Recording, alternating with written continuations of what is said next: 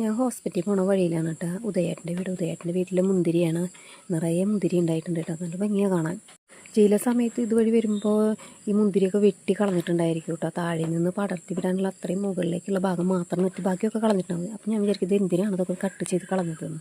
ഈ അടുത്താണ് കേട്ടോ ഞാനൊരു വീഡിയോ കണ്ടത്. ഇവിടുത്തെ അല്ല, വിദേശത്തുള്ള ഒരു മുന്തിരി തോപ്പിൻ്റെ വീഡിയോ ആണ് കേട്ടോ.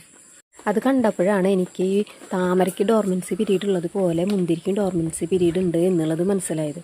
ആ സമയമാകുമ്പോൾ താഴെ നിന്ന് പടർത്തി വിടാനുള്ള മുകളിലേക്കുള്ള ഭാഗം മാത്രം നിർത്തി ബാക്കിയൊക്കെ കട്ട് ചെയ്ത് കളയും കേട്ടോ.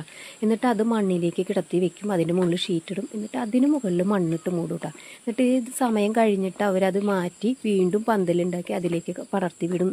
അതോടുകൂടി നല്ലതുപോലെ മുന്തിരി ഉണ്ടാവും കേട്ടോ.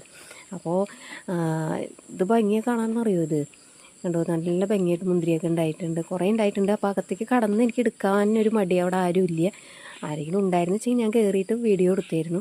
എന്തായാലും നല്ല ഭംഗിയുള്ള കാഴ്ചയാണ് കേട്ടോ. അപ്പോൾ നിങ്ങൾക്ക് ഇഷ്ടമായോ? പിന്നെ നിങ്ങളുടെ വീട്ടിൽ ഇതുപോലെ മുന്തിരിയൊക്കെ ഉണ്ടായിട്ടുണ്ടോ എന്ന് ഒന്ന് പറയോ.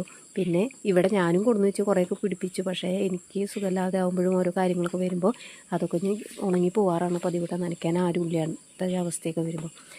അപ്പോൾ ഇന്നത്തെ വിശേഷം ഇതൊക്കെയാണ്. അപ്പോൾ ഇനി പുതിയ വിശേഷമായി വീണ്ടും കാണാം.